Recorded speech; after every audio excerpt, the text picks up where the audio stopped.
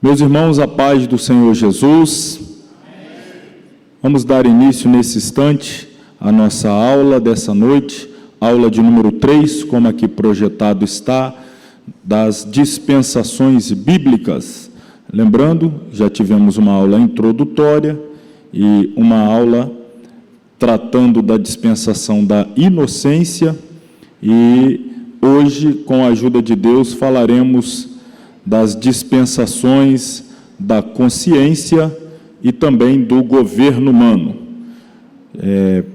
Para tanto, já cumprimentei os irmãos presentes, cumprimento quem nos acompanha pela transmissão ao vivo, quem nos acompanhará em um outro momento.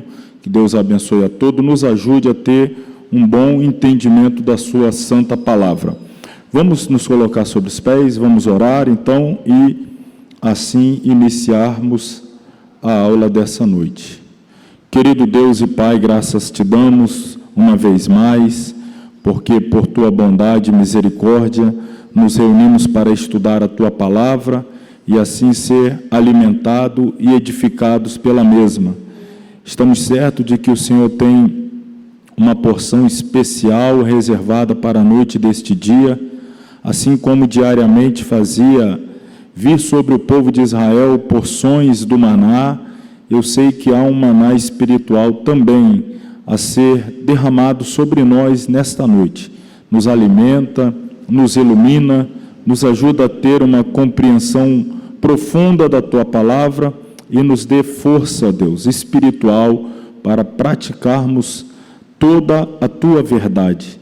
Assim oramos em nome de Jesus. Amém. Amém. Página de número 19, para quem está de posse do material, esse que nós estamos utilizando. Quem usa a versão anterior, está aí à distância, é o capítulo 2, dispensação da consciência, que aqui, como coloquei, vai do capítulo 3 do Gênesis ao capítulo 8. Então, nós temos a dispensação da inocência em 3 capítulos do Gênesis, 1, 2 e 3, até o momento do pecado, quando então o juízo de Deus é proferido sobre o primeiro casal, e a partir dali temos início a segunda dispensação, que é a da consciência, começando, portanto, no capítulo 3, seguindo até o capítulo de número 8. Operando dentro do intelecto do homem, a consciência serviria como governador da vida moral. Ciente da herança fatídica que lhe restou da dispensação da inocência, consequente da queda, e também ciente da grande promessa que infundia a esperança de redenção, o homem, falhando no viver inocente, passa agora a viver de acordo com a própria consciência, durante um período de 1656 anos. E eu chamo a sua atenção para este tempo que aí registrado está. Deixa eu fazer aqui uma pausa. Semana passada nós dissemos que, no tocante à dispensação da inocência, não temos condições de precisar a duração que foi a dispensação da inocência. Por certo, foi menos do que nós estamos vendo aqui da consciência, porque da idade de Adão, que morreu com 930 anos, então está dentro desse intervalo de vida de Adão. Em algum momento, dentro do seu intervalo de vida, o pecado aconteceu, pondo fim à dispensação da inocência. Mas eu chamo a sua atenção para este tempo registrado em relação à dispensação da consciência, 1656 anos. Por quê? Porque você está lendo Gênesis 3, 4, 5, 6, 7, 8, e aí, às vezes, você acha que passou, do 3 ao 8, aqui são 5 capítulos, deve ter passado uns 5 anos, 5 meses, e a gente está falando aí de 1656 anos. De vez em quando aquelas genealogia que está inserida, fulano viveu tantos anos, teve filho, foi até 900, 969, o Matusalém, 800, etc, etc. E aí, quando pensa que não, você já chegou a um total de 1656 anos não mais do que 5 capítulos da Bíblia. Então nós temos aqui essa dispensação, a contar da expulsão do jardim do Éden até o dilúvio.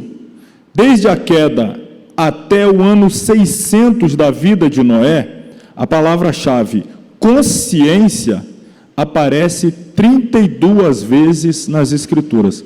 É digno de nota também. Dentro desse intervalo, a palavra consciência, 32 vezes ela aparece ali, né? Nós conseguimos perceber. Então, é uma palavra-chave que aponta a realidade desse período dispensacional. Lembrando que o desejo da mulher, ludibriada pela serpente, seus olhos se abrirão, você terá conhecimento do bem e do mal. É como se dissesse, você será liberta para ter uma capacidade mais ampla de decidir, de chegar a denominadores comuns, tomar as suas próprias decisões. E ela acaba por ceder a esta tentação, seu marido na sequência também, e agora eles estão debaixo exatamente desse período dispensacional em que eles deverão conduzir as suas vidas de acordo com as suas consciências. Temos aprendido desde sempre designar a segunda economia ou a segunda dispensação como da consciência. O título vem de Romanos 2,15 e é uma designação correta dessa dispensação. O título não implica que o homem não tivesse consciência anterior ou após esse período. Assim como a dispensação da lei, até mesmo os teólogos do pacto reconhecem, não implica que não houvesse lei antes ou após aquele período. Significa simplesmente que era esse o modo principal com que Deus governava a humanidade durante aquela economia. E a obediência aos ditames da consciência era a principal responsabilidade de mordomia do homem. Bom, o que nós estamos dizendo aqui? Estamos dizendo que não é porque a partir de agora nós estamos em um período chamado dispensação da consciência, que a consciência começou a ser despertada agora e que com o findar da dispensação da consciência, a mesma também deixará de ter a sua efetividade. Não é o caso. E aí a gente deu como exemplo até a própria lei.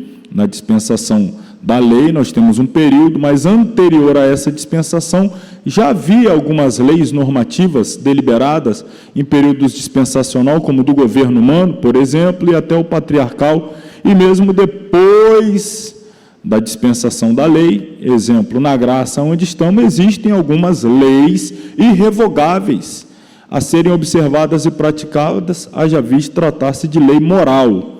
Quando nós chegarmos na dispensação da lei, aí nós vamos entender que a lei ela é dividida em leis cerimoniais, leis litúrgicas e as leis morais. E aí nós vamos entender o papel de cada uma, quais são aquelas pelas quais nós não nos conduzimos e quais são aquelas que são perenes, se mantêm independente do período ser ou não período da dispensação da lei. O que acontece é que antes da consciência, da dispensação da consciência, a consciência humana, ela era alimentada de, vamos dizer, apenas de informação. Depois do início da dispensação da consciência, além da informação, há também a experiência. Ou, diríamos, dentro de um ambiente catedrático, seria algo, além do experimental, né, empírico, uma expressão. O que isso significa? O que eu quero dizer? Vou usar um exemplo muito simples. Se nós formos informar algumas pessoas para que tenham cuidado em não mexer com álcool perto de alguma faísca, que isso pode trazer a ela perigo de queimadura. Ela tem essa informação e ela sabe que, de fato, se ela brincar, né, com fogo, ela vai se queimar. Isso é uma informação que ela reconhece. Agora, terá muito mais força esta mesma advertência se for dita a alguém que já teve a experiência de ter parte do corpo com queimaduras de 2º e 3º grau. Além da informação, ela tem a experiência. Então, quando a gente fala da dispensação da consciência, está sendo transmitida para a consciência as consequências de se pecar contra Deus, de não seguir a sua vida de acordo com a vontade revelada de Deus. A informação já existia antes da dispensação da consciência. Deus já havia dado esse tipo de informação no Éden, ainda antes do pecado, mas era apenas uma informação. Ainda não havia ocorrido a queda, então aquela história de se pecar morrerá é apenas uma informação. Depois que se torna uma realidade, uma experiência prática na vida humana, agora a consciência ela está muito mais aguçada, porque ela pode não apenas acessar as informações, mas ela pode acessar as experiências. Então é nesse sentido que nós estamos mostrando que a dispensação da consciência, ela agora é mais veemente, mais vívida. O homem sabe na prática as consequências de não viver de acordo com a revelação de Deus. Alguns teólogos aqui, como Eren Sauer, sugerem que essa dispensação também pudesse ser chamada de autodeterminação, porque é o homem que vai se conduzir de acordo com a sua vontade, com a sua determinação. Clarence Mason a chama de dispensação de responsabilidade moral. Ou seja, Deus ele vai se comunicar com o homem nesse período exatamente pela consciência. Nós vamos daqui a pouquinho trazer alguns conceitos de consciência, mas um conceito muito simples que a gente pode utilizar é que a consciência ela funciona como que um tribunal divino dentro de cada um de nós, apontando-nos o certo e o errado, elogiando-nos. Você sabe lá dentro, você tem um sentimento de assertividade, foi bem, gostei, aprovado, aquela boa sensação, aquela alegria, você foi honesto em um momento que poderia ter sido desonesto, estava diante de uma tentação da desonestidade, você fez o correto, parece que acendeu uma luz lá dentro, muito bem, você agiu bem. De mesma forma, quando você age mal, aquele mal-estar, né? Não deveria ter feito isso, isso é desaprovado por Deus, eu não estou sentindo que agi bem. Então, é esse tribunal que te dá o veredito imediato. Ele se estabelece, ele julga, ele já dá a sentença. Foi errado, foi certo, foi errado. Só que quando a pessoa começa a pender para o errado, é o que nós vamos ver lá na frente, a Bíblia chama de cauterização da consciência. É mais ou menos assim. Essa voz de Deus, esse tribunal de Deus que fala dentro de nós, elogiando-nos quando algo certo fazemos e criticando, nos ademoestando quando algo errado fazemos, essa voz que está falando lá dentro de nós, à medida que nós vamos pecando, é como se nós juntássemos pedra. Eu gosto de usar essa alegoria, e aí você vai criando entulho sobre entulho, mais entulho, daí a pouco você tem um prédio de entulhos e aquela voz está lá debaixo dos escombros, está falando, mas está muito longe, você está ouvindo assim, um reverberar bem distante mesmo da voz. Isso é a cauterização, é quando essa voz já não é vibrante dentro de você, já não te faz chacoalhar, não te dá aquele impacto quando fala, porque está debaixo de muitos escombros, então está falando de forma até suave, podemos assim dizer, pela cauterização. Dentro desse período dispensacional, a consciência ela é um agente fundamental, determinante para conduzir a vida humana. E nós vamos perceber que ela não se mostrou efetiva.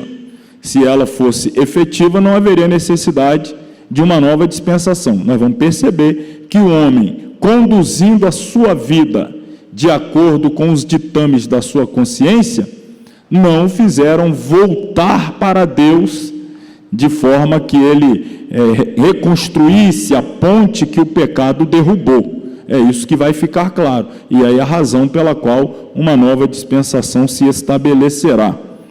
Ainda hoje, embora não estejamos na dispensação da consciência, mas ainda hoje você ouve pessoas com a seguinte expressão, muito popular, a minha cabeça é o meu... É como ele diz, eu me guio de acordo com a minha consciência. Se a minha consciência diz que eu faço, eu faço. Se depois eu não fazer, eu não... Ela está dizendo que a consciência dela é seu guia, seu condutor, é o que bate o martelo, é o que determina as suas ações. Porém, na dispensação que nós estamos, já ficou claro que a consciência, tal qual o coração, não é um bom guia, não consegue cumprir o papel de nos fazer viver dentro da vontade de Deus, nos engana, nos conduz por caminhos tortuosos. Mas, deixa eu fechar esse parênteses, acho que eu abri um colchete, um parênteses, aspas, deixa eu fechar tudo e voltar para cá. Durante essa mordomia, cabia ao homem responder a Deus, lembrado pela consciência. E parte de uma resposta correta era trazer um sacrifício de sangue aceitável conforme Deus lhe ensinara. Esta é a referência de Gênesis 3, 21, 4. Vou deixar por enquanto, agora daqui a pouquinho eu precisarei falar dessa informação fundamental dentro do período da dispensação da consciência, que era fazer o sacrifício, a oferta aceitável a Deus. Possuímos relato apenas de alguns que responderam. Abel, Enoque, Noé são citados especialmente como heróis da fé. Temos também o relato dos que não responderam em fé, cujas obras más trouxeram juízo ao mundo. Caim recusou reconhecer a si como pecador, mesmo quando Deus continuou a admoestá-lo. Olha aí, falando pela consciência, tentando agir de maneira a convencê-lo do seu erro. A imagem que está ali, o Abel oferecendo o seu sacrifício, o Caim com as folhas, o Caim já olhando para o Abel meio, daqui a pouco eu te mato. Já está ali bolando, mas não deixa só esperar o culto acabar. Mais ou menos assim. É o que nós vamos ver que vai caracterizar a dispensação da consciência. Bom, assim o assassinato veio ao cenário da história humana. Afetos desnaturais eram amplamente difundidos. Essa informação também é importante. Os afetos desnaturais. Lembra que o homem foi criado à imagem e semelhança de Deus, e eu deixei claro que isso implica em semelhança moral, ou seja, o caráter de Deus, a essência do caráter de Deus estava impressa no homem no ato da criação, bondade, santidade, misericórdia, etc., compaixão, e por aí vai, os atributos morais de Deus impressos no homem. Com a realidade do pecado na esfera humana, os sentimentos do homem tornam-se perversos. Então, onde havia amor, agora abriga o ódio, onde havia o perdão, agora abriga-se a inveja, o ciúme, ou seja, são os sentimentos desnaturais, não naturais. O homem não foi originalmente criado com uma natureza deturpada, por Deus não, mas depois do pecado, após a degeneração, a corrupção, ela vai aumentando, e nós vamos ver até que ponto ocorreu este aumento exacerbado da corrupção do gênero humano, em especial falando aqui do seu interior, os sentimentos, as emoções, que consequentemente desembocarão nas ações. Finalmente havia violência, corrupção abertas e desejos e propósitos malignos do coração era o mais comum. Isso se tornou normal. A longanimidade de Deus, a primeira epístola de Pedro fala da longanimidade de Deus. Deus é longânimo, ele não pune imediatamente, mas ele dá tempo de arrependimento. Então, a longanimidade de Deus chegou ao seu fim, e ele trouxe ao mundo o dilúvio como julgamento sobre a maldade universal do homem. Olha, o dilúvio entra aqui no final, Talvez fale assim, poxa, a longanimidade de Deus não é uma longanimidade, porque só do capítulo 3 até o 8, mas foram quantos anos mesmo? 1656. Então, está vendo como essa informação é importante? Olha a tolerância de Deus com essa malignidade humana crescente, multiplicando-se, mas chegou um momento em que a misericórdia, a bondade, a graça, o amor de Deus tiveram que dar um passo atrás, e a justiça precisou assumir ali a dianteira e tomar as rédeas da situação. E a justiça de Deus trouxe, então, o juízo, o julgamento em forma de dilúvio. Mas, mais uma vez, não esqueça disso, 1656 anos tentando trazer o homem de volta para ele, através da consciência. Mas, ao mesmo tempo, Deus, em sua graça, interveio. Noé achou graça.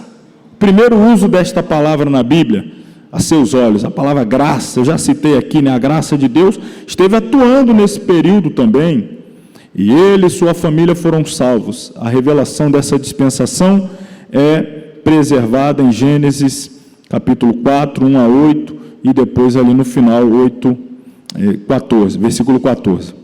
Bom, alguns detalhes aqui. A condição do homem dessa dispensação: era consciente do bem e do mal, era consciente do meio estabelecido por Deus para expiação do próprio pecado, e estava também ciente que era alvo da promessa fundamental da plena redenção. Deixa eu falar aqui desse ponto 2, a condição do homem dentro desse período dispensacional. Olha, a consciência dele recebeu esta informação, o meio estabelecido por Deus para expiação do próprio pecado. Senão, vamos lá, Gênesis capítulo 3, versículo 21.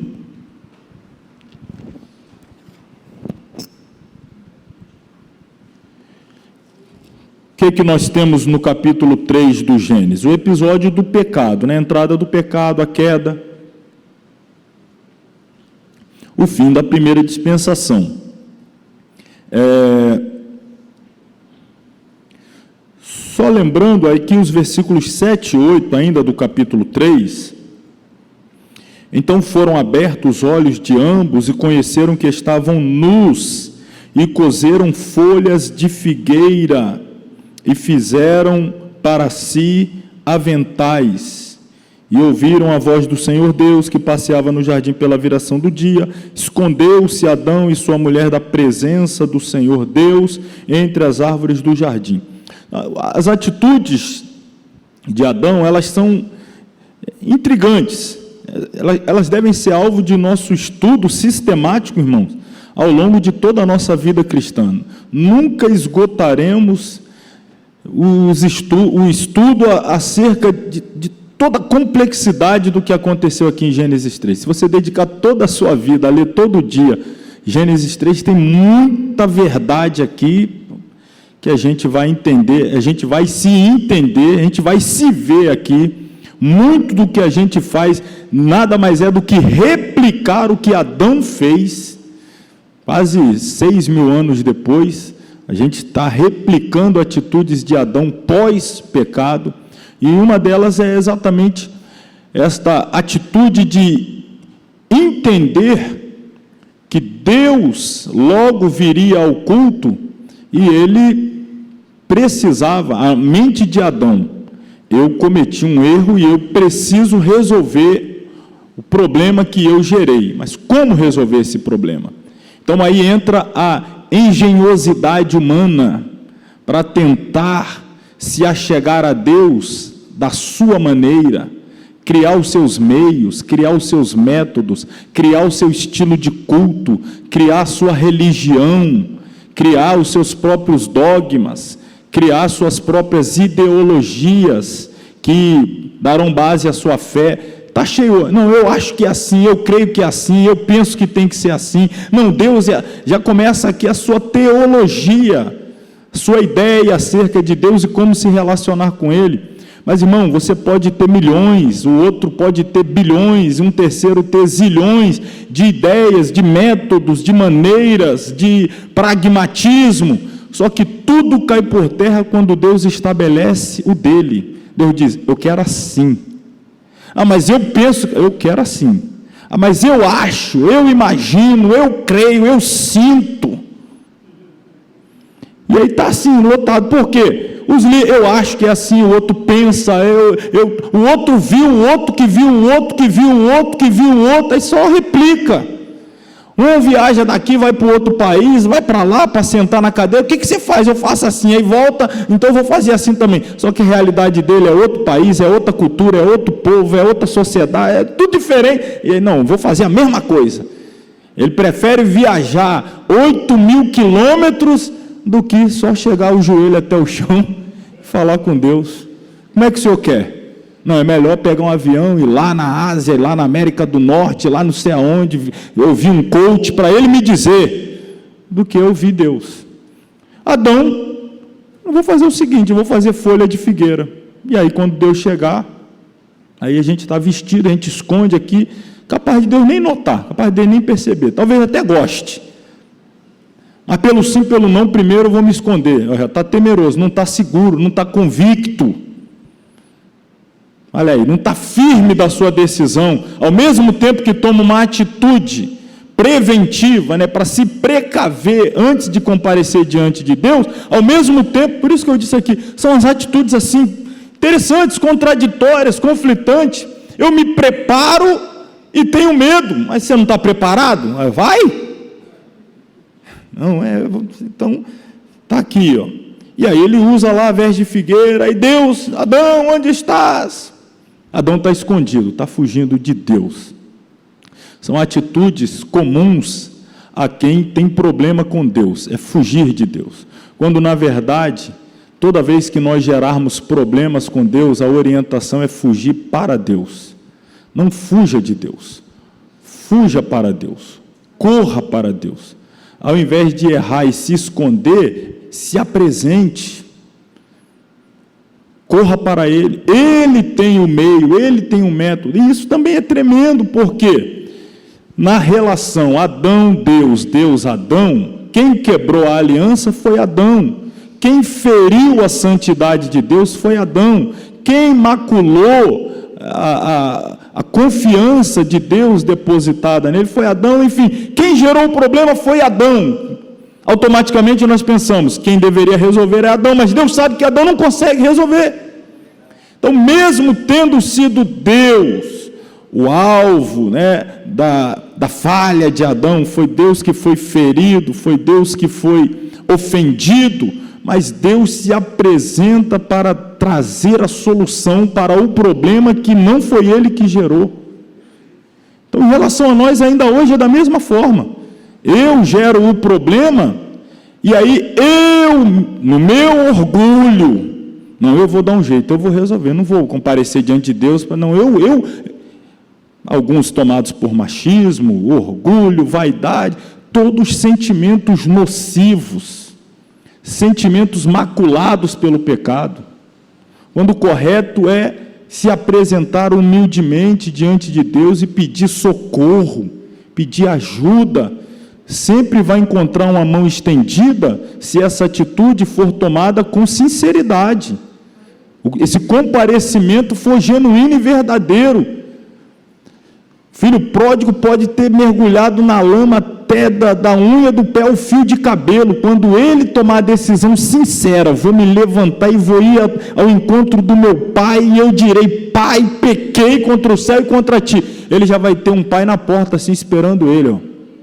Eu estava te esperando, você tomou essa iniciativa, eu já estou aqui com a veste nova, com anel novo, com sandália nova, já estou com tudo para resolver, só que você que tem que tomar a iniciativa de levantar daí e só vem.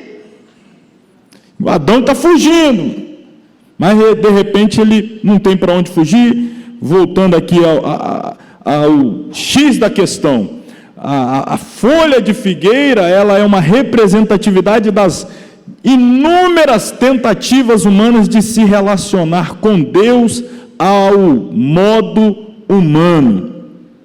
Só que o texto segue até chegarmos lá nos versículos 20, vamos ao 20.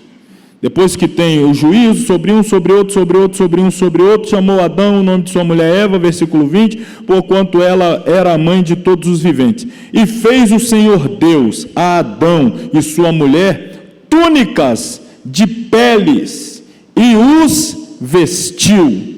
Então, Adão fez vestimentas de folha de figueira, no intuito de voltar a se relacionar com Deus.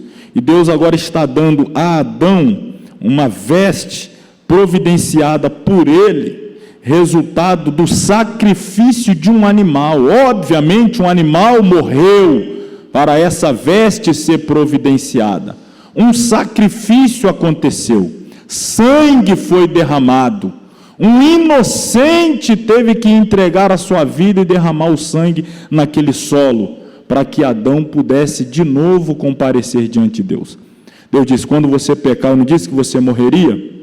Pois bem, espiritualmente você já percebeu que a coisa não está igual, né? Você já notou aí que já está sentindo um cheiro de cadáver aí, né? Você está carregando um defunto aí dentro de você, já percebeu, né? Pois é, você deveria morrer agora literalmente, mas eu vou matar um substituto no seu lugar. Um animal vai morrer no seu lugar, um animal vai derramar sangue no seu lugar, e você vai se vestir desse animal que foi morto, que foi sacrificado, e agora vestido do animal sacrificado, da vítima imolada, você poderá comparecer diante de mim. Você já está entendendo aí a alegoria, né? O Paulo já está anotando o esboço da pregação de domingo lá, aquela risada ali eu sei, é pregador que, eu já sei que eu vou falar domingo, Pois é, o mistério é esse mesmo, vestido do Cordeiro, vestido de Cristo. É Ele o Cordeiro que foi morto antes da fundação do mundo. É como se Adão falou, há um problema agora, Deus vai ser pego de surpresa. Que surpresa? Que surpresa? O Cordeiro já foi morto antes da fundação do mundo. A pele do Cordeiro, a veste, já foi preparada. Então, alegoricamente, nós estamos exatamente apontando para Cristo, o que significa dizer que Deus estabeleceu esse meio de voltar a se relacionar com Ele. Tem que haver sacrifício, tem que haver animal imolado. Isto é um símbolo exatamente do reconhecimento do meu pecado.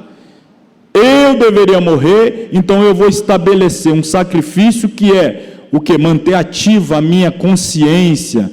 Cada vez que eu sacrifico um animal, a minha consciência é despertada. Quem deveria estar morrendo era você. O inocente está morrendo no seu lugar. Eu não posso trocar o sacrifício do animal pelas folhas, pelos frutos, as frutas, né? O Caim veio lá, a gente vai já emendar essa história aqui. O Caim veio lá trazendo do fruto, está apontando exatamente para a folha de figueira.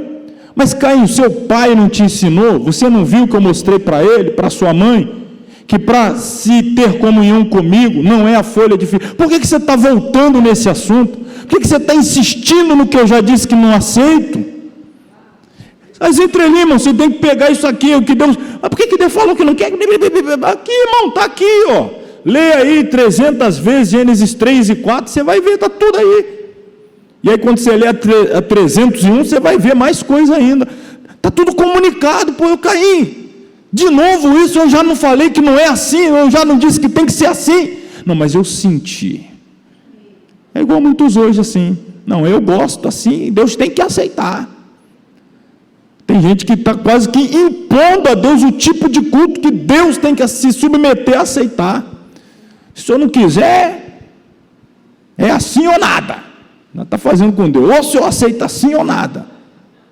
É como Deus estivesse suplicando aqui, se humilhando atrás de alguém que o reconheça como Deus, senão ele não vai ser Deus. Se não tiver pelo menos 6 que... É essa realidade que já está aqui, irmão, revelada, ó. Ponto 3 aqui diz, estava ciente de que era alvo da promessa fundamental da plena redenção. Está dentro do Gênesis 3,15, não é? Porque o Gênesis 3,15, chamado também de proto-evangelho, é o apontamento para o que João Batista revelou, o Cordeiro de Deus que tira o pecado do mundo. Então, até a vinda do Cordeiro perfeito, esses cordeiros estavam apontando tinha que ser respeitado, tinha que ser mantido.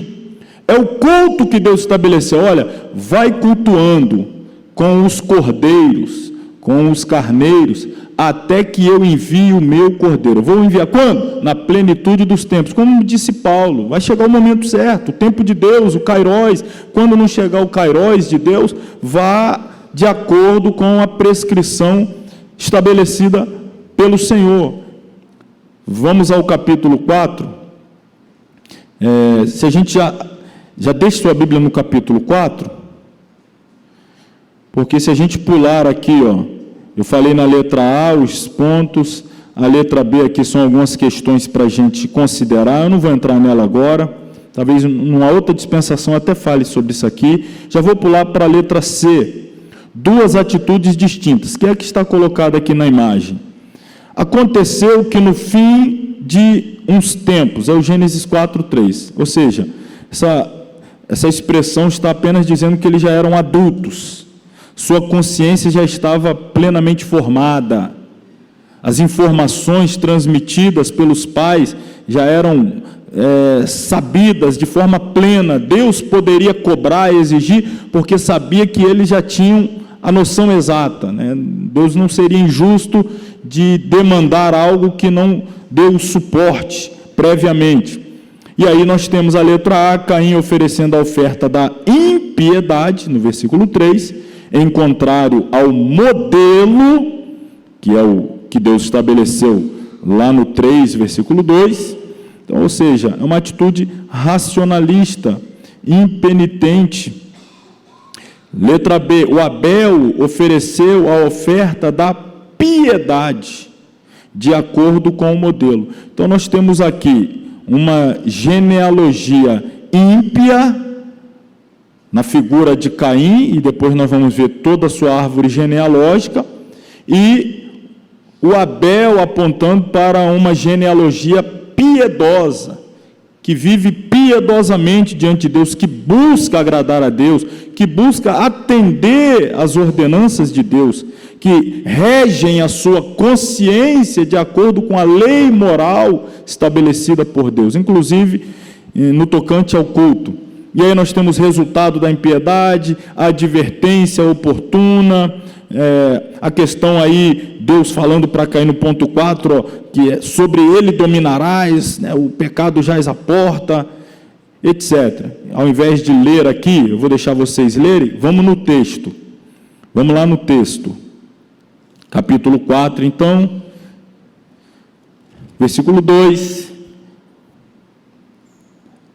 Teve mais, seu irmão, 1 fala do nascimento de Caim, 2 Abel, e Abel foi pastor de ovelhas, e Caim foi lavrador da terra. Aconteceu, ao cabo de dias, e aí já falamos, ou seja, um tempo que já os permitiu atingir a maturidade, Caim trouxe do fruto da terra uma oferta ao Senhor.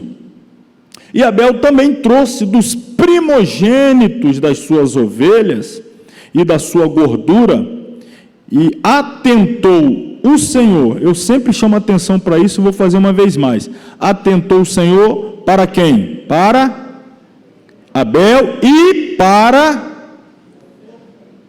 Essa ordem é fundamental ser respeitada. Deus atentou para o ofertante e depois para a oferta. Atentou o Senhor para Abel e para a sua oferta. Versículo 5, mas para o ofertante aí, Caim, e para a sua oferta, não atentou. E irou-se Caim fortemente, e descaiu-lhe o seu semblante. Ponto. Pergunto, o que foi que provocou esta ira em Caim, não é? Diz aqui o texto, irou-se fortemente, olha só, uma expressão muito contundente, né? E o que produziu essa ira tão forte em Caim? Teria sido a sua reprovação diante de Deus, ou teria sido a aprovação de Abel? Ele ficou fortemente irado porque Deus lhe rejeitou ou porque Deus aceitou seu irmão? Não estou querendo gerar intriga não, porque a resposta é simples. Se o meu problema fosse eu e Deus, eu tentaria matar Deus. Mas por que matou o irmão? Meu problema é, o problema é eu e Deus, então eu mato Deus ou morro, não tem, é só eu e ele. Mas por que eu matei o irmão? Então a ira, olha onde a ira foi derramada. Quem é o alvo da ira? Então tem gente que ele não está preocupado em ter a aprovação de Deus. Ele está incomodado pelo fato de que o seu irmão tenha a aprovação de Deus. O texto vai deixar isso claro, não é tentativa de gerar intriga, volto a dizer, é exatamente para mostrar para onde a nossa consciência, assim como o nosso coração corrupto, nos leva, irmãos. Se nós não seguirmos os ditames do Evangelho, perdão, amor, misericórdia, se a gente for guiado, eu sinto, eu acho, eu penso, é esse caminho aqui, que vai nos levar. Aí vai haver espaço no culto, um culto com pessoa irada com outro, eu oferecendo o meu e olhando do meu irmão. Mas por que Deus está gostando dele? Por que ele está assim? Ao invés de eu estar focado eu e Deus, eu estou mais preocupado se Deus vai batizar o meu irmão com o Espírito Santo, se ele vai falar língua estranha, se ele vai ter oportunidade. Mais me preocupa é meu irmão do que o meu próprio culto. Olha como é que segue o texto. O Senhor disse a Caim: por que te iraste? E por que descaiu o teu semblante? Por que você está com essa cara amarrada aí? Qual a razão dessa ira aí, transbordante em seu coração? Não tem razão. Por quê? Se fizeres bem, não haverá aceitação para ti? Se você fizer o certo, se você se corrigir, se você andar de acordo com a minha palavra, eu também não te aceito? Eu posso te aceitar também, eu até quero te aceitar. Estou te dando oportunidade. Faça a coisa certa, traga a oferta certa, ofereça o culto de acordo com o que eu estabeleci, vai haver aceitação para ti. Se não fizeres bem, o pecado já está batendo a tua porta, e para ti será o teu desejo, e sobre ele dominarás. É como se Deus estivesse dizendo: olha, você tem diante de você duas oportunidades, duas possibilidades. Ou você pega um animal inocente e o mata e me oferece, ou um animal feroz chamado pecado vai matar você. Ou você mata o animal inocente e me oferece, ou o animal feroz chamado pecado já está batendo na porta e querendo dominar sobre você. Você que decide, você que escolhe. Estou despertando a sua consciência. O que você acha melhor? Só que a gente já sabe o fim da história. Caim decidiu por matar o seu irmão, né? Decidiu por eliminar o seu irmão. Para ele, pouco importava se Deus iria aceitá-lo ou não. O que ele não suportava mais é ver Deus aceitando o seu irmão. Então, ele toma a decisão, e aqui nós temos o primeiro homicídio. Seguindo, letra D, página 21, lá em cima, a civilização ímpia originária de Caim. Caim não se humilhou para aceitar as condições de Deus, não se humilhou, Deus deu oportunidade, Deus viu a ira no coração dele, o coração dele estava tão cheio de ira que não conseguiu esconder na cara, o semblante já estava aquela carona também. Que cara é essa? E essa ira aí no seu coração? É por isso que até vale a pena também dar uma retrocedida aqui, lembrar, é por isso que Deus primeiro olha o ofertante e depois a oferta, porque dependendo do coração do ofertante, a oferta é aceita ou não. Tem muita gente que vem com uma oferta, hoje a gente fala de oferta monetária, e aí tem muita gente que monetariamente a oferta é grande, mas o coração é sujo, e ele está achando que vai, empolgar Deus com o volume da sua oferta, com a quantidade monetária da sua oferta, com o peso do Pix, quando bater lá na conta da igreja, bateu aquele Pix pix pesado. Deus vai ficar empolgadão quando vê a conta da igreja, entrar aquele dinheirão lá, né?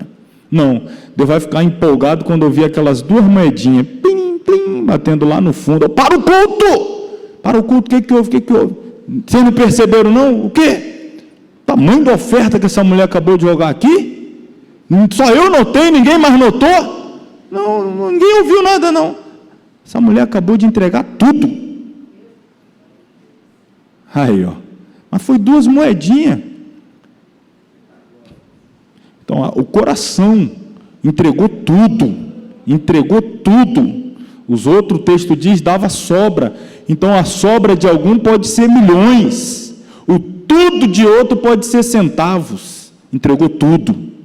E aí é onde Deus está olhando, né? Essa intensidade do coração no ato da entrega. Caim não quis se consertar. O coração estava contaminado. E aí foi o que deu. Já era casado, persistiu no erro, com isso tornou-se fundador da primeira civilização desse tipo. Aí vem a árvore genealógica, Jabal, pecuarista, Jubal, um artista, músico, Tubal-Caim, um metalúrgico, Lameque, dentro dessa genealogia, o primeiro bígamo, já começa aí a bigamia, o espírito dominante dessa civilização de Caim, bigamia, vingança, cinismo. Com a morte de Abel, nasce um outro filho a Adão e Eva. Seu nome? Sete. Está aí, substituto de Abel. A palavra que vem de shit, e significa exatamente colocar em substituição de, ou em lugar de. É um tipo de Cristo, é o substituto, é o que é colocado em lugar de. Aí vamos ver a genealogia de Sete. Enos, aqui começou a se invocar o nome do Senhor. Enoque, disse que com quem andas, dize-me com quem andas, e eu te direi quem és. Um dos tipos da igreja que será arrebatada antes da grande tribulação, não é o Enoque que andou com Deus. Noé, também participante dessa árvore genealógica de Sete, tipo de Israel que será preservado durante a grande tribulação. Aí nós vamos chegar ao final, né, a medida cheia de Deus, a mistura indesejável, vou falar daqui a pouco dela, capítulo 6, as filhas dos homens e os filhos de Deus, ainda dá margem, ainda hoje, para muito questionamento, seriam seres angelicais e seres humanos. Eu vou explicar já quem são os representantes aqui dessa mistura indesejável, o cúmulo da iniquidade, tristeza de Deus. O texto vai trazer a expressão arrependeu-se Deus de ter feito o homem, e aqui nós vamos lembrar lá das nossas aulas do curso básico, quando nós explicamos que esse arrependimento, na verdade, não é que Deus tomou uma atitude e agora ele vai mudar de ideia. Não é a mudança de ideia. É que Deus criou o homem com um propósito e o homem está indo no propósito totalmente contrário. O erro é do homem, a falha é do homem, o equívoco é do homem. Só que no coração de Deus é gerado esse sentimento de tristeza, de pesar. Então Deus ficou triste pela condição que o homem decidiu, guiado pela sua consciência, seguir, né? Então vem a resolução divina, o dilúvio, já veremos, e a misericórdia de Deus revelada também em salvar uma família da catástrofe do dilúvio. O juízo de Deus, que põe fim à dispensação, né? O dilúvio universal e a arca da salvação, mais uma vez, aí temos um tipo de Cristo. Para encerrar, durante quanto tempo foi a dispensação mesmo? 1656 anos. O homem viveu sob a orientação da própria consciência, que se provou incapaz de levá-lo à vitória sobre si mesmo. Então, aquela história, né, que a gente já falou, a minha consciência é meu guia, e aí isso já está provado que não é capaz de levar o homem a um final satisfatório. O homem precisa ser guiado pelo Espírito de Deus. Vamos aí aos slides, depois a gente vai tornar a abrir textos bíblicos para finalizar. Consciência, já falei bastante, mais alguns conceitos para corroborar. Sentimento ou conhecimento que permite ao ser humano vivenciar, experimentar ou compreender aspectos ou a totalidade do seu mundo interior. Chamaria a consciência de os olhos virados para dentro. A consciência é o microscópio que sonda o seu interior, vai lá nos recônditos, é a sua autoavaliação. De vez em quando você fazendo a sua, como Paulo vai dizer que deve ser feito todas as vezes, quando nos sentarmos à mesa do Senhor, examine-se, pois, o homem a si mesmo. A palavra grega ali é dokimatsu, que entre outras significações etimológicas, significa também revistar a consciência. É aquele exame minucioso, detalhado, para então dar sequência ao ato da ceia. A consciência, usando essa expressão aqui, é virar os olhos para dentro. Quando nossos olhos estão virados para fora, olha lá ele, olha lá ela, olha o que ele fez, olha lá que aprontou, olha lá. Aí você vira para dentro, né? É o Davi, ai de mim, aliás, o Isaías, ai de mim. O Davi falando lá do homem que pegou a ovelhinha. O que você acha desse homem, Davi? Esse homem é digno de morte. E se eu falar que esse homem é você? Seus olhos estão muito apontados para fora, você já julgou aí do lado de fora, mas você já deu uma olhada na sua vida, o que você vem aprontando? Você já deu uma analisada nas suas atitudes últimas aí? E aí, você é digno de quê? O que matou uma ovelhinha é digno de morte. E você que matou Urias, seu amigo, para tomar a mulher dele? Hein? E agora? A consciência do homem aí. Nossa. Sentido ou percepção que o ser humano possui do que é moralmente certo ou errado em atos e motivos individuais. Todo ser humano tem consciência. Deus colocou em todos. Psicólogos, psicanalistas talvez vão discordar de alguns casos específicos, de pessoas que têm algumas patologias psíquicas e tal, mas não é a minha seara, não. Nem vou tentar. Mas, biblicamente falando, nós entendemos que Deus deu ao ser humano consciência.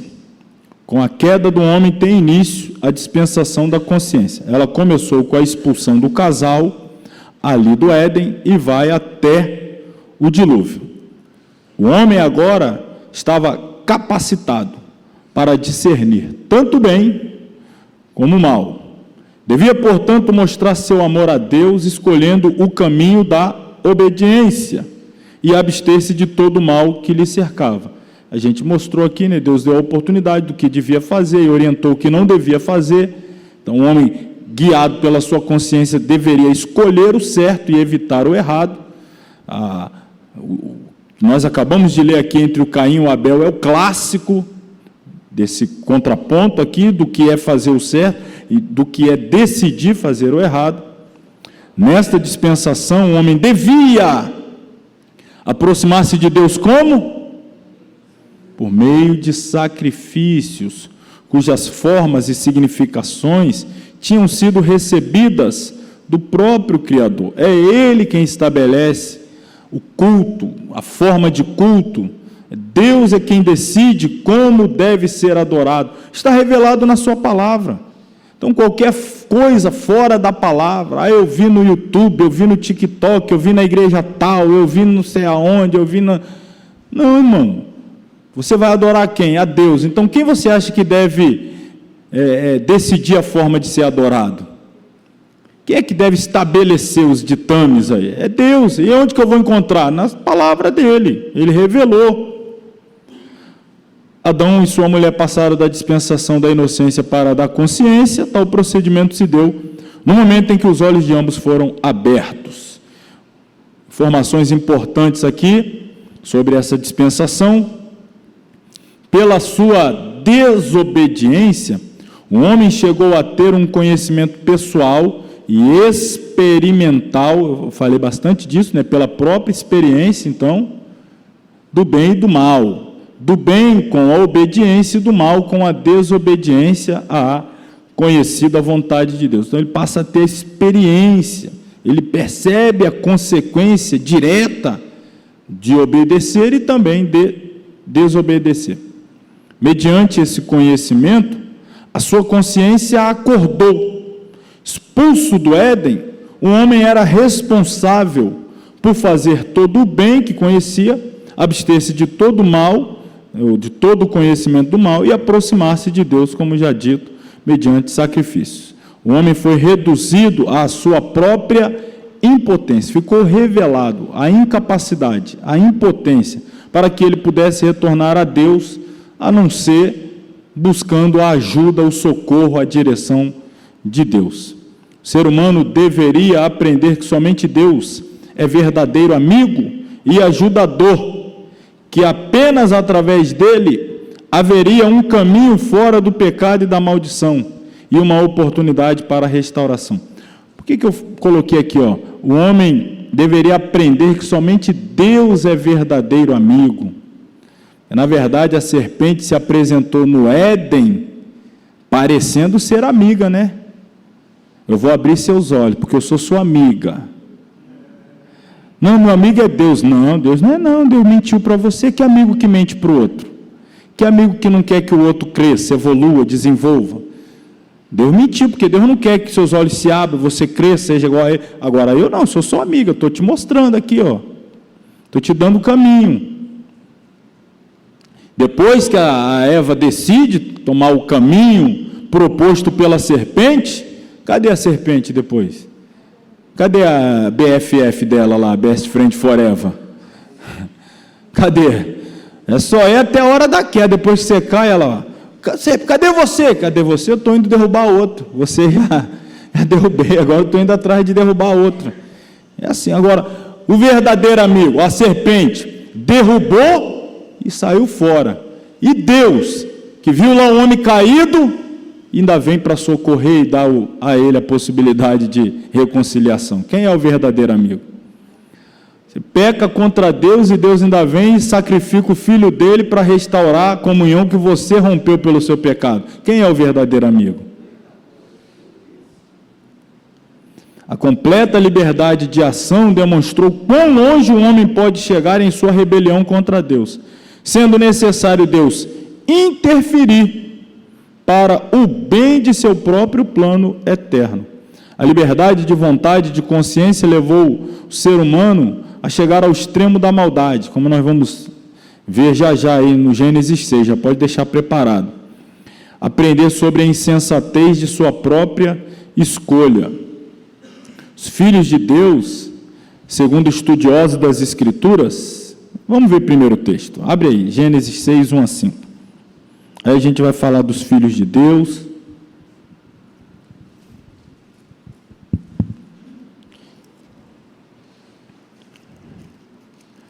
Então o pecado entra na esfera humana no capítulo 3, no capítulo 4 já temos um homicídio, né, um fratricídio ou fratricídio, um irmão assassinando o outro irmão. Nele mesmo já temos o episódio da bigamia, do Lameque, no capítulo 5, na verdade. No capítulo 4. Aí no 5 vem a genealogia agora do 7. Aí o capítulo 6. E aconteceu que, como os homens começaram a multiplicar-se sobre a face da terra, lhes nasceram filhas. Então, aqui estão as filhas dos homens. Viram os filhos de Deus que as filhas dos homens eram formosas e tomaram para si mulheres de todas as que escolheram. Então disse o Senhor, não, o quê? Como é que está a tradução de vocês aí? Não. Todo mundo está contenderá ou tem alguma tradução diferente?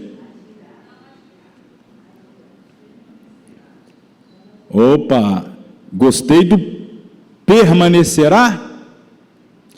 Mesmo os que têm a Bíblia, como a minha aqui, contenderá, Tem o número 24 aí? Tem a nota lá do rodapé ou no meio para você procurar esse número e ver qual o significado do contenderá? Acharam aí? Não tem não o número? Falei semana passada, expliquei sobre as referências cruzadas, né, os números que vêm. Geralmente, na frente do nome, contenderá, está ali em cima um pouco, na frente dele. Na minha Bíblia está o número 24. Quem mais tem esse número aí aparecendo? Várias mãos levantadas. Você achou onde tem a sua referência, ou naquela coluna central, ou às vezes lá embaixo no rodapé, aí vai aparecer esse número e o significado. Permanecerá? Então, olha aí, não permanecerá.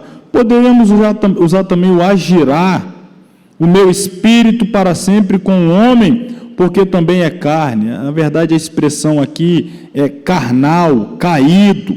Porém, os seus dias serão 120 anos. Deus está determinando a diminuição paulatina da longevidade, né?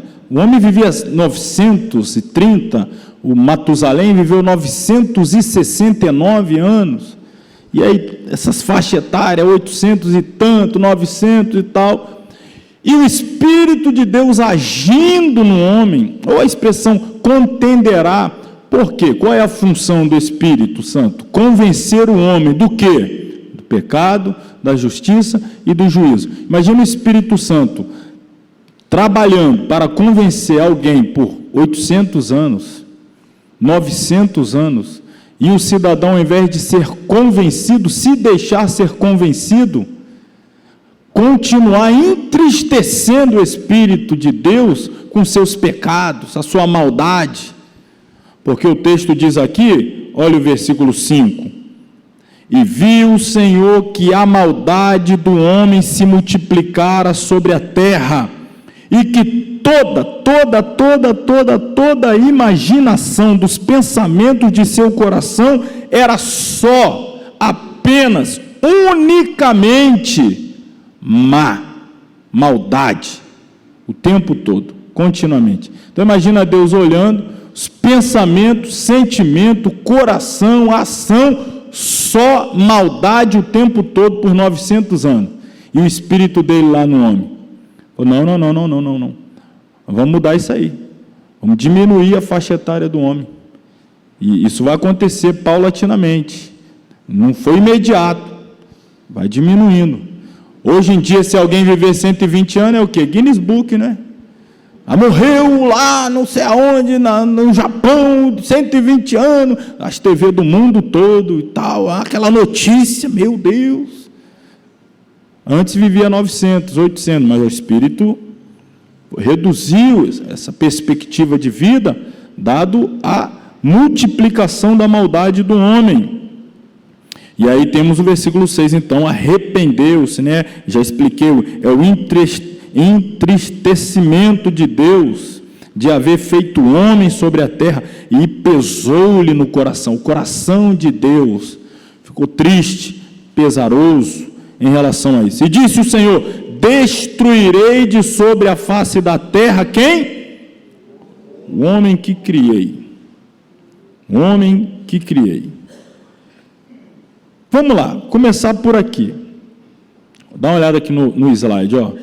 Porque o versículo 1 diz: aconteceu que os homens começaram a multiplicar sobre a face da terra e nasceram-lhe filhas. Aí o 2, viram os filhos de Deus que as filhas dos homens eram formosas e tomaram para si mulheres que escolheram.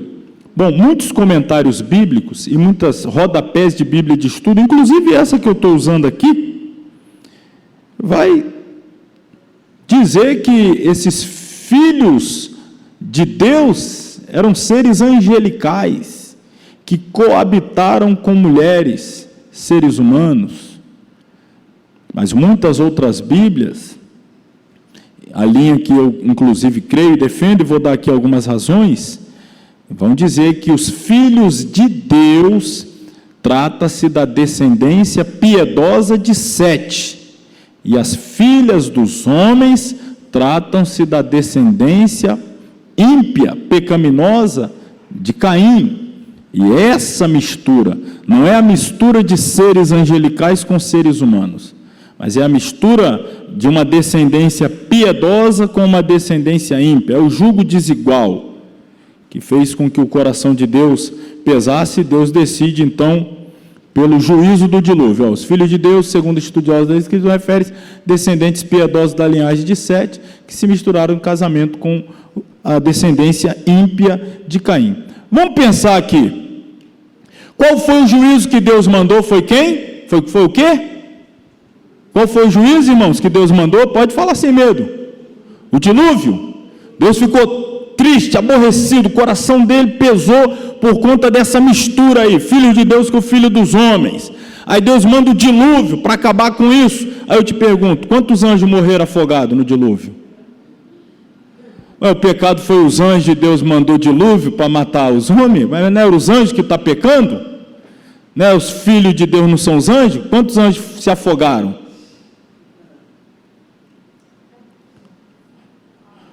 Versículo 5, aliás, eu sei, não vou forçar a barra, eu sei, você sabe, todos sabemos que a epígrafe da Bíblia não são inspirados, foi colocado bem a posteriori para nos facilitar no entendimento do texto, mas eu vou recorrer à epígrafe, porque a epígrafe aqui está fazendo jus ao texto, está fazendo jus. O que diz na epígrafe da sua Bíblia, sobre o capítulo 6?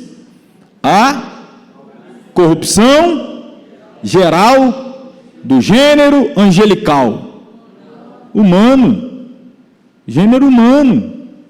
A corrupção aqui é do gênero humano.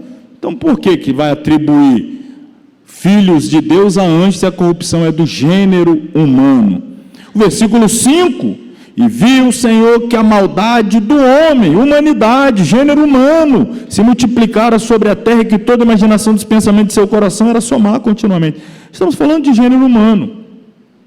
E a decisão? Então disse o Senhor: não contenderá o meu espírito para sempre com o homem. Também é carne, ou carnal, os seus dias serão 120 anos. Esta profecia de Gênesis 6,3 foi proferida 120 anos aproximadamente antes do dilúvio. Então, tanto nós podemos sugestionar, aplicar aqui, entender que esses 120 anos seria mais um prazo dentro da longanimidade de Deus, desse período de 1656 anos dessa dispensação, e os 120 anos é aproximadamente o tempo até a chamada de Noé, a preparação da arca, até a derramada das águas. Nunca havia chovido na terra, quando choveu foi o dilúvio. Então Deus estava prestes a destruir a raça humana, mas concedeu aí um adiamento, misericórdia, longanimidade, 120 anos mais. Portanto, no final da dispensação da consciência, esta palavra proferida por Deus foi literalmente cumprida aos homens daquela dispensação, exceto Noé e sua família. Foram dados por Deus somente mais 120 anos de vida. A expressão contender do original hebraico dam traduz-se melhor por permanecer, que algumas Bíblias aí já trouxeram, e que aparece também na nota de rodapé ou central ali da maioria das nossas Bíblias. E no versículo 6,3, o original hebraico ruach, que não contenderá o meu espírito, também significa o sopro de vida. Deus vai reduzir o tempo de vida do ser humano. Chegamos então ao final da dispensação da consciência, a prática da iniquidade, soltando as rédeas aos baixos pendores da carne. Já mostrou ali que a consciência do homem foi cauterizada de tal forma que a carne dominou mesmo. Carnalidade, pecado, inveja, ciúme, bigamia, morte, tal. Então, foi reduzido aí a essa malignidade tal que a nova geração, adotando os maus costumes da gerações anteriores, resultou na total corrupção do povo antediluviano. O seu cálice, ou seja, o de Deus, o cálice de iniquidade do povo ali transbordou, se encheu após esse período em que Noé avisou os seus conterrâneos, e aí o cálice agora de Deus transbordou e o juízo veio sobre eles na forma do dilúvio. Lembrando, cada dispensação começa com uma revelação, termina com um juízo, por causa da quebra do homem em relação à revelação recebida da parte de Deus. O juízo que nós temos aqui é o dilúvio. Terminada essa dispensação, vamos aí à próxima, que é a do governo humano.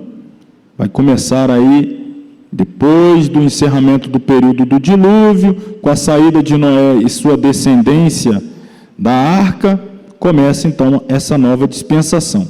Página 23. Gênesis 9, 10 e 11. 3 capítulos. Essa dispensação teve a duração de quanto tempo? Você já percebeu? 1656, nós já estamos falando em 2000 anos de Gênesis 3 a Gênesis 11. De Gênesis 3 a Gênesis 11, já estamos falando de 2000 anos de história humana. Em 8, 9 capítulos da Bíblia, quando chega o capítulo 12, quando Deus chama Abraão, e ali a partir dele vai vir todo o povo de Israel, aí a gente vai ter o foco que outrora estava para todas as nações da terra, me refiro dentro das escrituras, né, os registros escriturísticos, a partir da chamada de Abraão, o foco fica na sua descendência, os filhos de Abraão, até a chegada do descendente maior de Abraão, a saber, Jesus.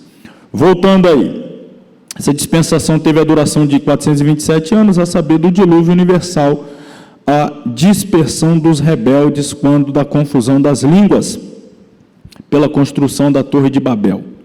Porém, de certo modo, houve um longo período intermediário, ou suspensão de suas atividades, pois ela só findará definitivamente com os tempos dos gentios. O personagem principal durante esta dispensação foi Noé. A nova revelação desse tempo inclui o temor dos homens pelos animais, os animais dados ao homem como alimento. Até então o homem era tudo vegetariano, lá, vegano. A partir de agora Deus permite churrasco. A promessa, que bênção, né? A promessa de não ser o mundo destruído outra vez pelas águas e a instituição da pena de morte. Este último é o que oferece base distinta para essa dispensação, como sendo do governo humano, ou governo civil. Deus vai estabelecer aqui a sociedade com suas leis, e o homem vai ter a responsabilidade de governo. Deus deu ao homem o direito de tirar a vida do homem, que em sua própria natureza dá ao homem o direito de governar outros.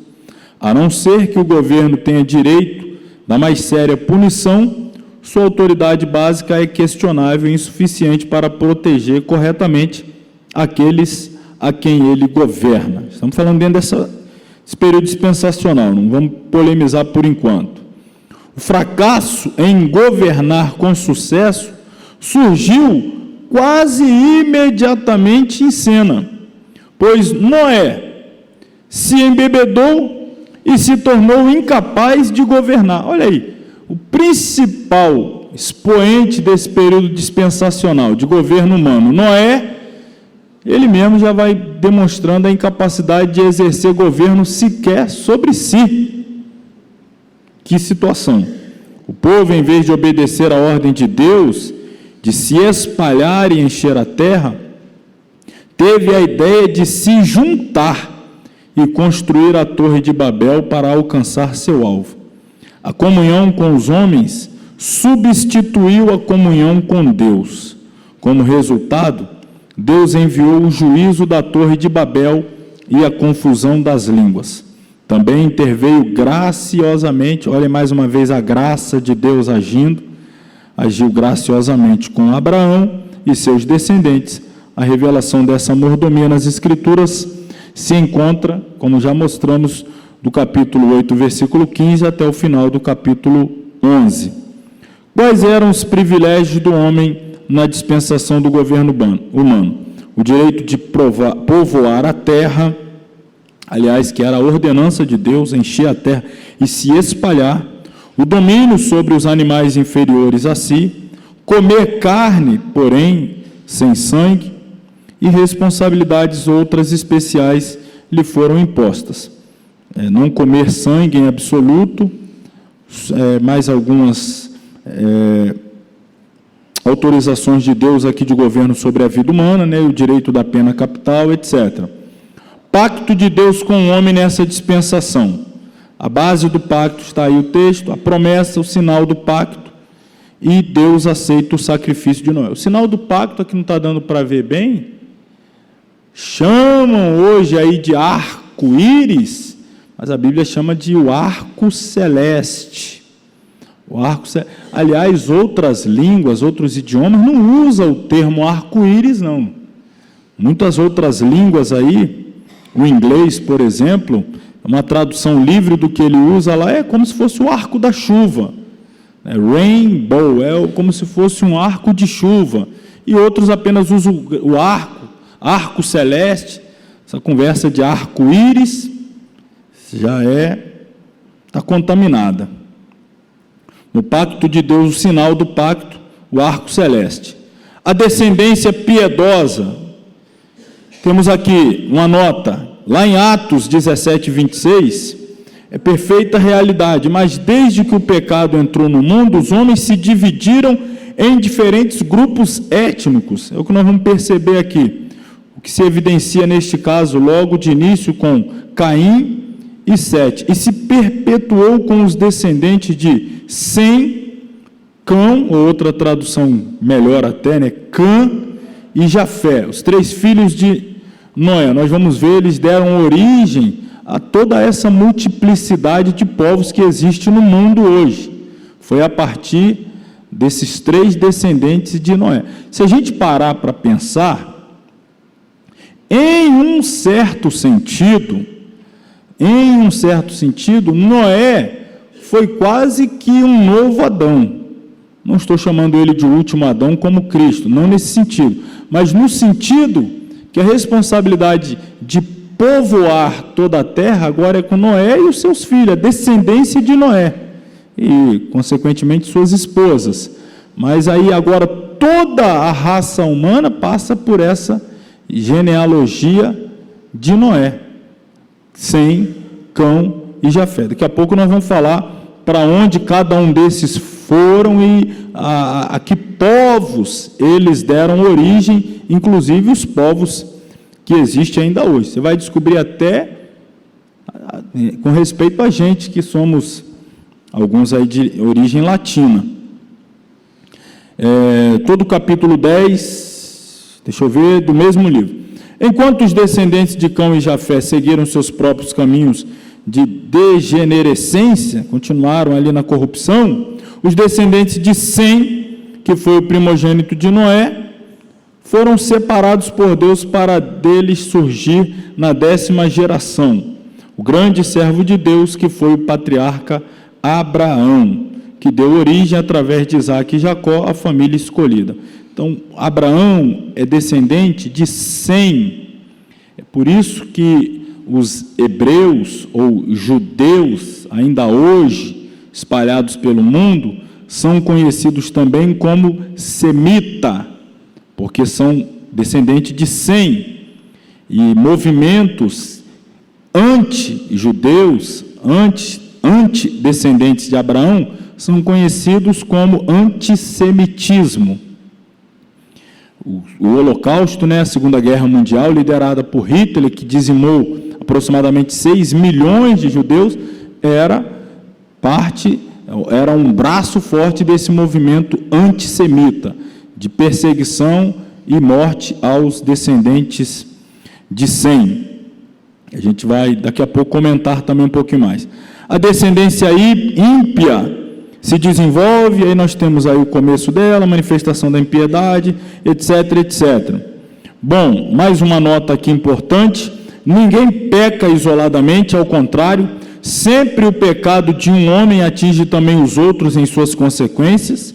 De acordo com este relato, parece-nos que Noé perdeu o governo, que passou a ser exercido civilmente por Jafé e espiritualmente por Sem. Então a gente já vê que o erro de Noé já trouxe também consequência aos seus descendentes e aí para toda a raça humana, assim como o erro de Adão, a toda a raça. Então, um pecado nunca é isolado, sempre a consequência é maior, se multiplica de uma forma, às vezes, até impossível de calcular. Primeiro, o império humano surge nesse período, o império lá de Nimrod, da Torre de Babel. Tudo indica que, de início, eles se esforçaram por cumprir o dever imposto pelo mandamento divino, que era se espalhar. Porém, depois eles se rebelaram e decidiram construir uma cidade e se estabelecer. Então, Deus queria que eles se espalhassem e povoassem todo o planeta. A princípio, nós vamos perceber, parece que eles estavam fazendo isso, até chegar o Nimrod e assumir ali uma proeminência de liderança e incutir na cabeça deles a ideia de se fincarem em uma região, que nós vamos mostrar qual é, e ali estabelecer essa torre, a conhecida Torre de Babel. Lá na frente vai dar origem à Babilônia. Até no livro do Apocalipse é falado da Babilônia. Olha só, que tem a origem Babel. Que origem é essa? É a origem de homens rebelando-se contra quem? Contra Deus. Então, é esse o espírito de Babilônia, é um espírito de insurreição, é um espírito de querer se levantar contra Deus, é um espírito, aquela construção da Torre de Babel, irmão, também você tem que entender isso. Por que construir uma torre alta cujo cume toque os céus? Olha, quando nós pecamos, a ideia implícita é a seguinte: quando nós pecamos lá atrás, Deus ficou tão irado que mandou a chuva, e as águas da chuva subiram a tal ponto que dizimou toda a humanidade. Então agora nós vamos nos precaver, nós vamos construir uma torre que vá lá no céu. Se Deus mandar chuva, a gente vai lá para o terraço, a gente vai lá para o topo lá, e a gente escapa do juízo de Deus. A gente foge. Quantas pessoas, né, se rebelando contra Deus e querendo escapar da ira de Deus. Eu me rebelo contra Deus, mas não sou tocado, atingido pela ira de Deus. É esse o sentimento babilônico, Babel, é esse sentimento de insurreição, de levante contra Deus. Então a rebelião contra Deus aí está, para que não sejamos espalhados, tornemos célebre o nosso nome. Então, qual é o contraste que há entre fazer o que Deus mandou e buscar fazer o que se deseja? Essa motivação, mais uma vez, orgulhosa, vaidosa, arrogante. Vamos ficar famosos, vamos dar um nome célebre a nós. Ao invés de fazer o que Deus quer e honrar o nome de Deus, vamos trabalhar para nós. Vamos fazer alguma coisa em nosso benefício, para construir a nossa fama, ficar famoso. Irmão, até hoje, é o vírus que pecou a humanidade desde os primórdios e continua fazendo efeito. As pessoas fazem aí as maiores aberrações, no afã de ganhar um nome, ficar famoso. E eu vou falar uma coisa para vocês, e no Brasil, especialmente, esse negócio assim tem um que ainda mais. Tem um programa aí que eu tenho certeza que nenhum de vocês aqui assiste, espero estar correto nas minhas palavras, em nome de Jesus, que é o tal do BBB, Big Brother Brasil, né? Aqui no Brasil é BBB. Você sabia que esse tal de Big Brother, ele acontecia em vários outros países do mundo? Big Brother 1, Big Brother 2, Big Brother 3, Big Brother... A maioria, se não todos os países do mundo, já encheram a paciência, cansaram desse negócio, acabou lá na edição 4, 5, 6, no Brasil acho que já deve estar no 80, né? E ainda dá Ibope. Isso tinha na Itália, tinha na França, tinha os outros países, vai, chega, esse negócio é chato demais. No Brasil não, o pessoal ainda gosta disso, ainda dá Ibope. Que é o quê? Ficar famoso, ir lá para a telinha, os youtubers, os instagramers, os influencers e tal, faz as maiores aberrações em busca do quê? Ficar famoso. Então, é um vírus que tem contaminado a humanidade desde os seus primórdios, perigoso. Para fechar nossa leitura aqui, irmos aos slides e aos textos bíblicos, irmão, eu vou trazer aqui mais um contraste, ó, arca e torre. A arca, né, que marca o início dessa dispensação, a ordem de Deus, construa uma arca, e a dispensação termina com a iniciativa dos homens, vamos construir uma torre. A arca era de madeira, tipificando Deus humanizado, né? A arca, madeira, fala da natureza humana, quando Jesus assume a natureza humana para salvar. Betume é o tipo de redenção, de expiação. Então, a arca é para trazer escape, salvação, proteção do juízo. A torre é feita de tijolos, obra das mãos humanas, é a repulsa ao plano de Deus, é a ojeriza ao plano de Deus, é a rebelião deliberada contra Deus. Torre é rebelião, arca é obediência.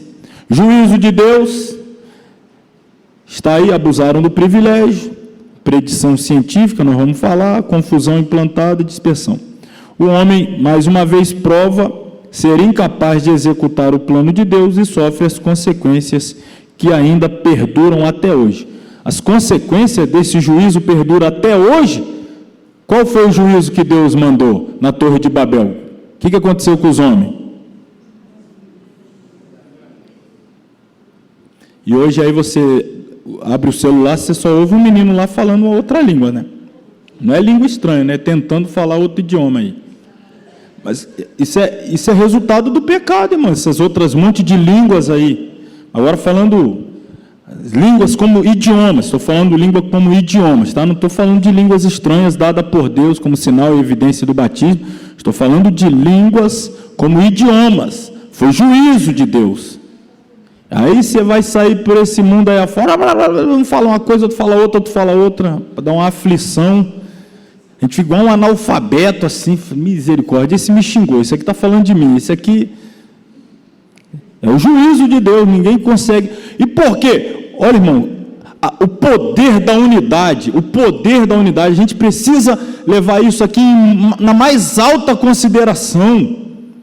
Deus, a Trindade unida, chegou à conclusão: nada será impossível aos homens, porque eles estão coesos, unidos, em um só propósito. Quem poderá impedi-los? Nós precisamos separá-los, porque o poder da unidade, até para fazer o mal. Por isso que a Bíblia diz que os filhos das trevas são mais prudentes do que os da luz. Eles agem em unidade. Até os inimigos de Jesus, na hora de crucificá-lo, eles se uniram. O Herodes não conversava com Pilatos. Ficaram amigos naquele dia para crucificar Jesus. É o poder da união. Para o mal, eles se unem, eles se juntam. Coloca as questões pessoais dele de lado. Ó, vamos deixar de lado, vamos nos unir em prol do mal. E aí eles conseguem. A igreja tem dificuldade de se unir. Qual foi a oração de Jesus? A oração sacerdotal: Pai, que eles sejam dois, eles sejam um, assim como nós somos um.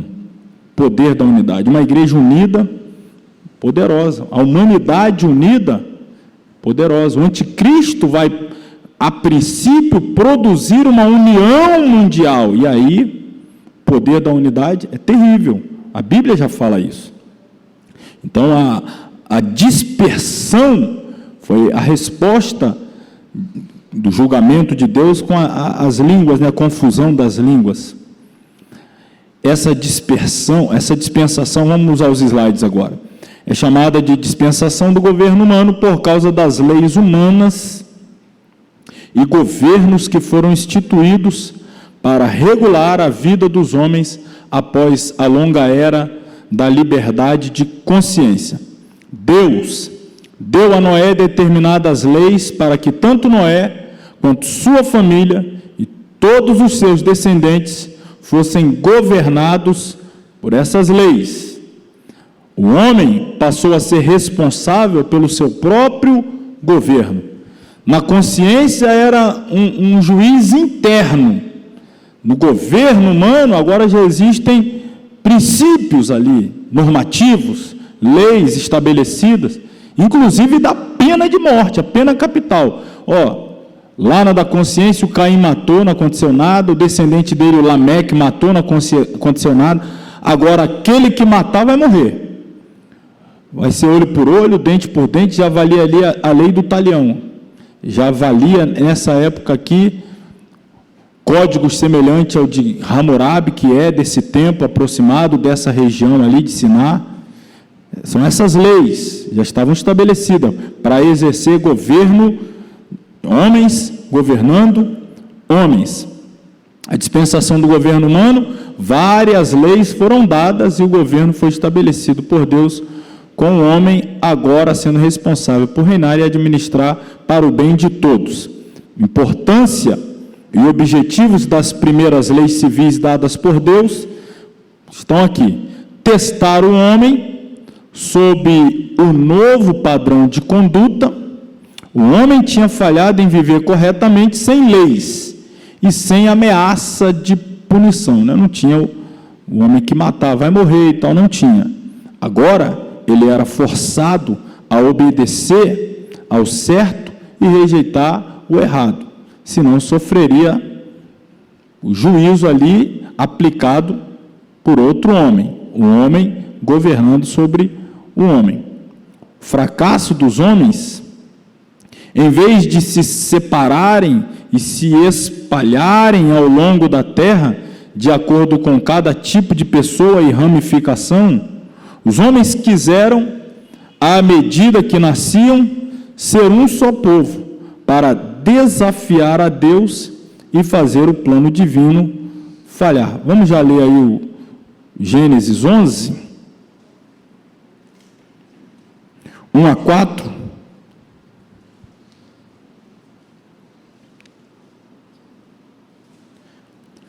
E era toda a terra de uma mesma língua e de uma mesma fala.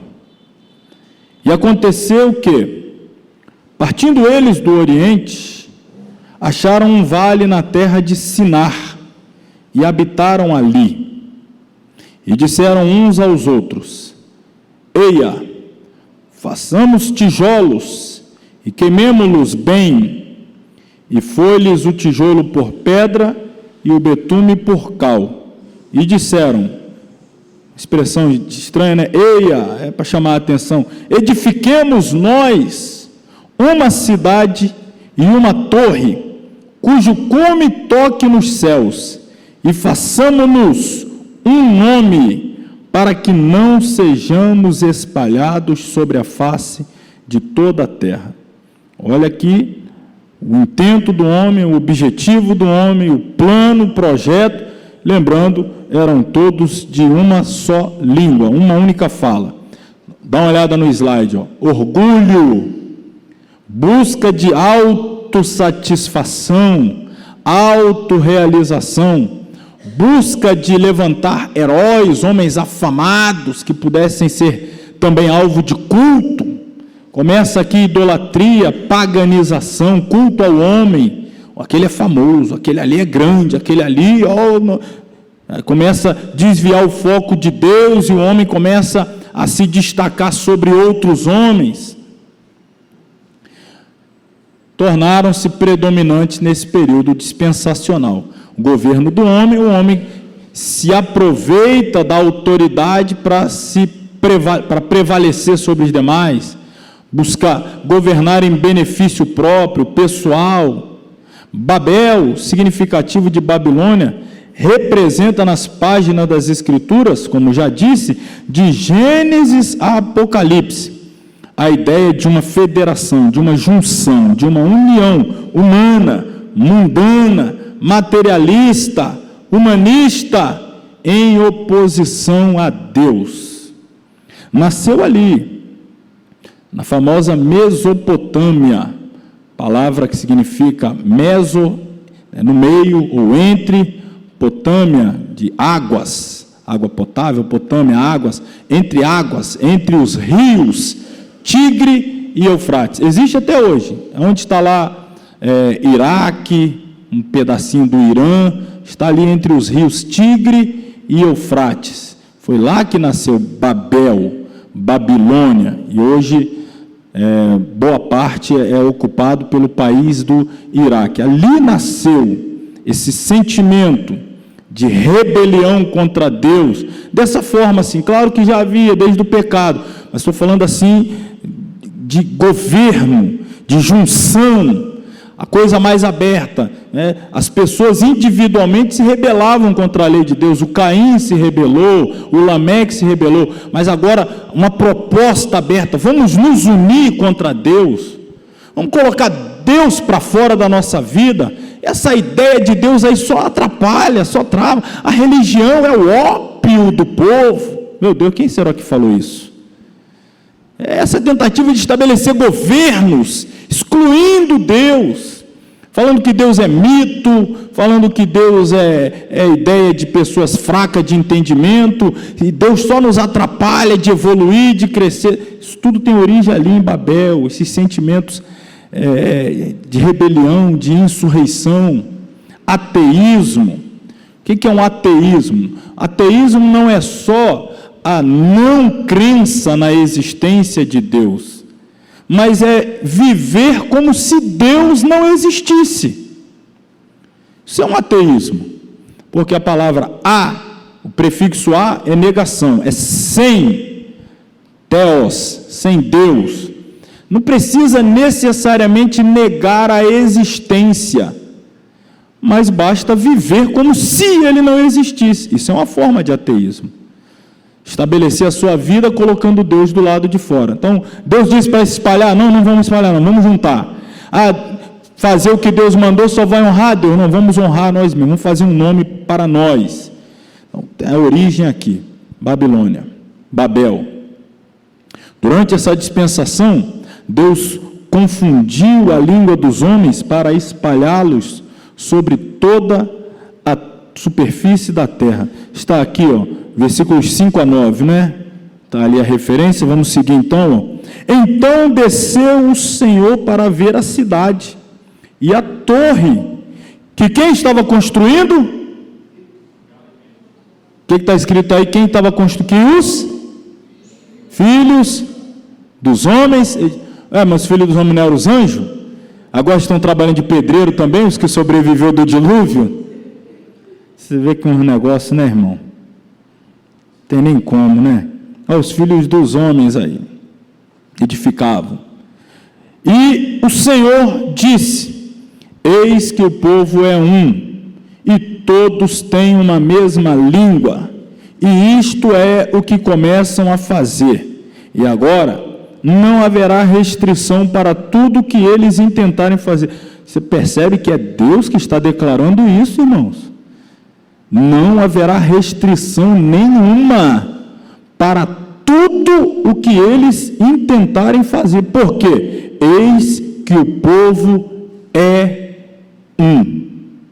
Eis que o povo é um. E Deus está falando, com essa unidade deles, não tem nada que eles não consigam fazer. Por isso eu chamei sua atenção ao poder da unidade. Deus sabe da realidade, do poder da unidade para o mal. Você acha que o diabo não sabe do poder da unidade para o bem? Por que ele trabalha para trazer divisão? Por que ele trabalha para colocar sempre um contra o outro? O diabo não trabalha ou não trabalha para produzir divisão, irmãos? Mas alguém disse assim, acerca de Jesus: esse aí expulsa os demônios por Beelzebu. Jesus falou: o quê? Você acha que o reino das trevas está dividido?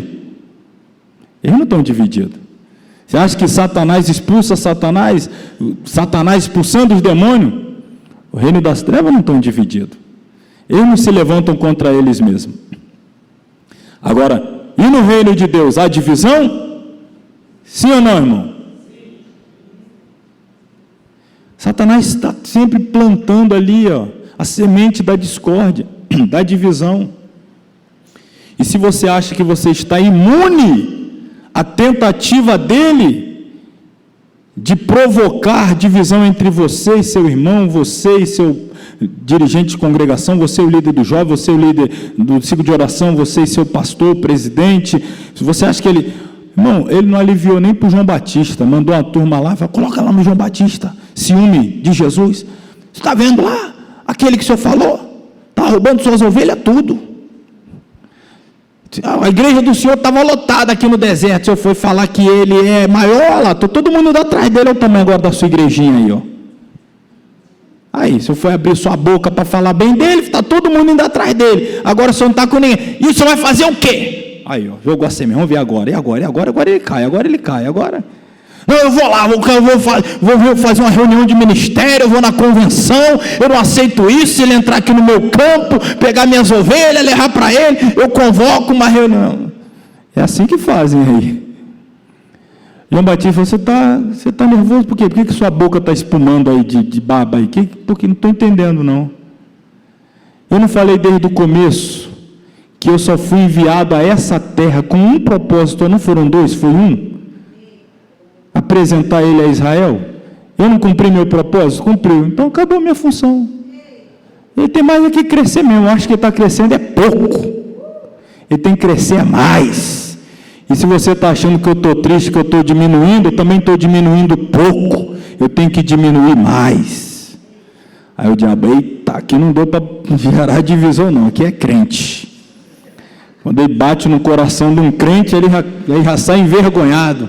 E aí, provocou divisão, que nada, o homem deu foi um glória a Jesus, falou porque ele cresça, até no século 21 já tem hino cantando a palavra dele, que ele cresça, o negócio pegou mesmo. Pois é, poder da união, irmão, e o prejuízo da divisão.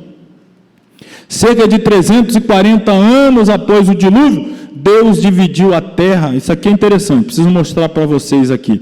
Ó, a divisão que foi gerada, até a divisão da terra em continentes, ilhas, como ela é hoje. No começo, não existia continente europeu, continente asiático, continente africano, continente americano, Oceania, Antártida, agora também é continente, né? São 6 agora. Não, existia a tal da Pangeia, que era o mundo todo um único continente, mas até para gerar essa divisão, os continentes foram divididos, para haver essa separação dos povos, e eles não voltarem mais a estar juntos. Onde que está isso na Bíblia? Abre a sua aí, ó. Gênesis 10, 23 a 25, se alguém puder fazer a gentileza de lá, no primeiro livro das Crônicas, no capítulo 1, versículo 19, vamos ler aqui primeiro em Gênesis 10, 23 a 25. E os filhos de Arã são Uz, Hu, Jeter e Mas. E Arfaxade gerou a Salá. Salá gerou a Eber. E a Eber nasceram 2 filhos. O nome de um foi... Qual é o nome do primeiro aí? Já vou perguntar, tem aquele númerozinho aí na sua Bíblia? Você que tem um número, quando aparece um nome assim diferente, tem um número? Qual é o número que está aí? 30, é ele mesmo. Daqui a pouco a gente vai ver o significado. Mas, ó, o nome de um foi Peleg, porquanto em seus dias aconteceu o quê? Se repartiu a terra, e o nome de seu irmão foi Joquitã. Peleg, número 30, significa o quê? Você que tem aí a nota, significa o quê, Peleg? Divisão. Então o pai pegou, quando o filho nasceu, ele viu que a terra estava se dividindo, botou o nome do filho de divisão. Eu não boto o nome do seu filho de Peleg não, irmão. Pensou? Divisão, nome do seu filho, divisão. Mas aqui, porque a terra estava sendo dividida. 1 Crônicas 1,19. É a mesma coisa, não é o que fala aí? Alguém abriu lá em 1 Crônicas, capítulo 1, versículo 19?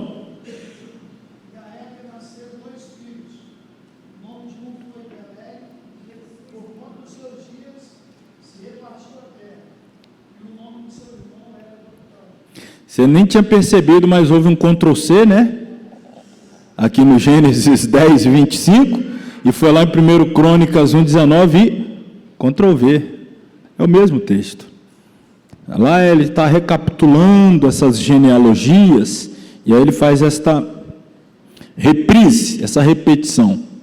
Então, irmãos, isso explica como os índios americanos e outros povos encontravam-se em diferentes partes da terra. Por que que os europeus chegaram aqui nas Américas, descobriu o Brasil, aí está aqui lotado de gente, aí tinha um montão de índio aqui, como é que você descobriu? Aqui já tem gente morando aqui, ó, faz tempo.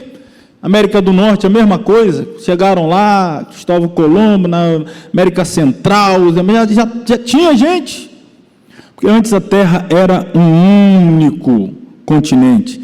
Quando começaram a se espalhar, e aí começou a haver esse sentimento de união, aí Deus dividiu a terra. É por isso que você consegue perceber, há um encaixe da América do Sul com a África, dá para encaixar, e outras partes do globo terrestre eram encaixáveis, aí vamos dizer assim. Até os cientistas hoje, isso aqui tem, a gente está lendo a Bíblia aqui, irmão, texto que apontando aí pelo menos uns 4.000 anos atrás, aproximadamente. Os cientistas hoje falam isso. Os cientistas hoje falam isso. Vai falar lá em cima da Groenlândia, se encostava ali com Alasca, ou seja, então a Ásia, que é a parte final lá da Rússia, Groenlândia é da outra parte, mas o final da Rússia encostava com o Alasca, até porque fazia parte, a Rússia que vendeu o Alasca para os Estados Unidos depois, mas era junto, depois que separou o tal do Estreito de Bering. Aí a gente vai entrar em outra área que já é da ciência, eu leio um pouco sobre, mas não me interessa, não me empolga muito não, mas só para ficar claro que a Bíblia tem sempre razão. Eles vêm e descobrir. Eu falei, isso eu já li na Bíblia, aí já faz tempo, irmão. Isso aí já está escrito já. Você está aí agora dizendo que descobriu. Os descendentes, vamos falar agora dos 3 descendentes de Noé e aos povos que eles deram origem. Começando pelo Semita, os descendentes de Sem, né? Lembrando, Sem, Cã e Jafé. Os Semitas, descendentes de Sem, povoaram as regiões asiáticas, desde as praias do Mediterrâneo, ali margeando a terra de Israel, Mediterrâneo, até o Oceano Índico, ocupando a maior parte do território entre Jafé e Cã. Foi dentre eles que Deus escolheu o seu povo, cuja história constitui o tema central das Sagradas Escrituras. Então, o povo semita, povo judeu, boa parte dele, faz parte da descendência de Sem, os povos daquela região. Próximo, Cã, ou Cão, foram notavelmente poderosos no princípio da história do mundo antigo. Constituíam a base dos povos que mais relações travaram com os hebreus, seja como amigos e muitas vezes como inimigos, em conflito ali pela posse da terra, daquela região. Eles estabeleceram na África, principalmente o norte da África, no litoral também do mar Mediterrâneo e parte da Arábia e a região que eu falei há pouco, Mesopotâmia, lá entre Tigre, Eufrates, região de Babel, etc. Quem são os descendentes diretos de Cão? Ele teve 4 filhos. Cush, muitas Bíblias já trazem aí, muitas Bíblias de estudo. A minha, por exemplo, estou usando aqui a Bíblia Plenitude. Quem tem a Bíblia de estudo Plenitude? Alguém tem ela aqui? Se você olhar, outras Bíblias de estudo trazem um mapa com tudo isso que eu estou falando para vocês. Quando nós estudarmos geografia bíblica, é porque eu não estou querendo misturar aqui em dispensações, aqui eu estou só citando. Mas no estudo da geografia bíblica, eu vou mostrar todos os mapas aqui, mas se você quiser aprofundar, pode buscar no Google, você vai achar esses mapas aí das nações de Gênesis 10. Pode escrever aí, você vai colocar lá no Google, as nações de Gênesis 10. Vai aparecer o mapa com a divisão Sem, Cã, Jafé, onde eles estão, e você vai conseguir mais ou menos entender onde está na divisão do globo, divisão geográfica atual. Etiópia, está aqui, Put, a Líbia, isso aqui é o norte da África. Canaã, Palestina, né, boa parte da terra de Israel. Quando descendentes de Israel entraram, já era habitado pelos cananeus, essa região. Mizraim, outras Bíblias, por exemplo, a nossa tradução que a gente está lendo a Bíblia, a King James, sempre que falar do Egito, vai trazer esse nome aqui, Mizraim, com Z, aqui, Mizraim, que significa Egito, se tornaram as raças turanianas e as raças negras, descendentes, portanto, aqui de Cã. Jafé, foram os povos indo-europeus, ou arianos, a raça mais clara mesmo, mais branca mesmo, embora não tivesse sobressaído na história antiga, tornaram-se nas raças dominantes do mundo moderno, né? Bem depois. O mundo antigo era principalmente o norte da África, ali o Egito, Etiópia, essa região ali da Mesopotâmia, os babilônios, os medo-persas. Depois, com o início do Império Grego, aí já está migrando agora para os descendentes de Javé. Depois vem os romanos, descendentes de Javé. Por quê? Entre eles aqui, quem estão? Javé foi pai de 7 filhos. Magog. Quem são Magog? Russo. Java, as ilhas de Java. São as ilhas ali, as pequenas ilhas, os arquipélagos grego. Latino, quando a gente fala de povos latinos, aí você inclui italianos, portugueses, espanhóis. Quando a gente fala América Latina, por que fala América Latina? Por causa do idioma que é falado aqui. Quem faz parte da América Latina? Os que falam o espanhol, português. Então nós somos latinos, porque nós viemos dos latinos portugueses. Os espanhóis que falam espanhol, Argentina, Peru, toda essa região aqui, né? Paraguai, Uruguai, etc. Franceses, Tubal, Turquia, Gomer, alemães, os povos celtas, os povos eslavos, escandinavos, lá os suecos, noruegueses, dinamarqueses, goteis, teutões, saxões, aqui a Inglaterra, holandeses, Países Baixos, suíços, belgas, anglo-persa, todos descendentes do Jafé, Sem, Cão e Jafé. Então a gente encerra aqui com a divisão. Deus vai escolher, depois do juízo da confusão e o espalhamento dos povos, a gente vai ter todo esse juízo no capítulo 11, no capítulo 12 do Gênesis, Deus chama quem? Abraão, é um descendente de quem? Sem, Cão ou Jafé? Um semita, Abraão, e a partir dele, a descendência dele, os patriarcas. Então, na semana que vem, nós falaremos aqui da dispensação patriarcal, a partir da escolha aí de Abraão e todos os seus filhos. Se eu deixar a tela parada aqui, então nós encerramos a aula de hoje.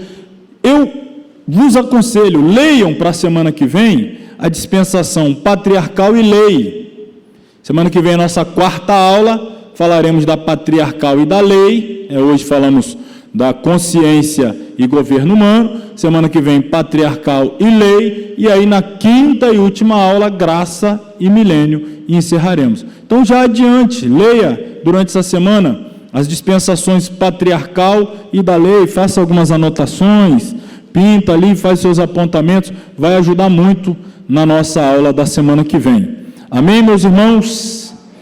Vamos encerrar nossa aula dessa noite. Espero que tenham sido abençoados, edificados, possa voltar para os vossos lares, ter uma boa noite de descanso, lembrando, né, amanhã é feriado, aí pode dormir um pouco mais, os que podem, e agradecemos os irmãos que nos acompanharam à distância, estiveram conosco até agora, os alunos espalhados aí.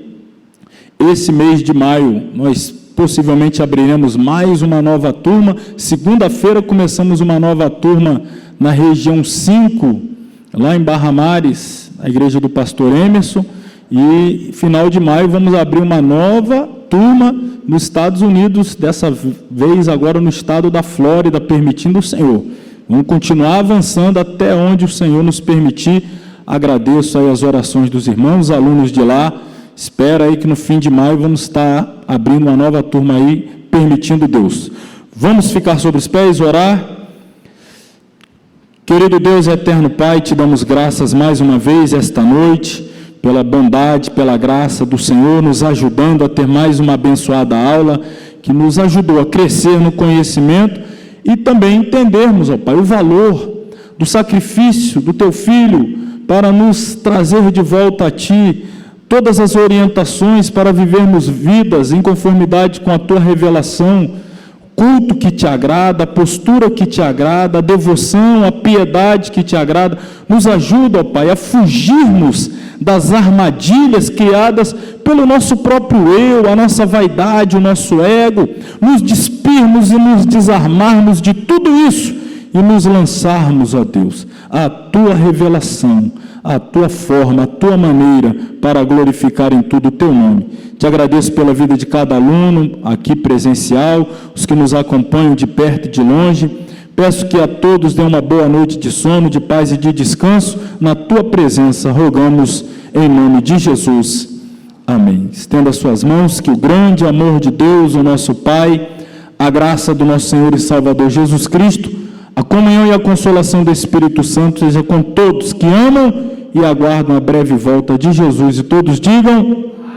Amém. Deus abençoe a todos em nome de Jesus.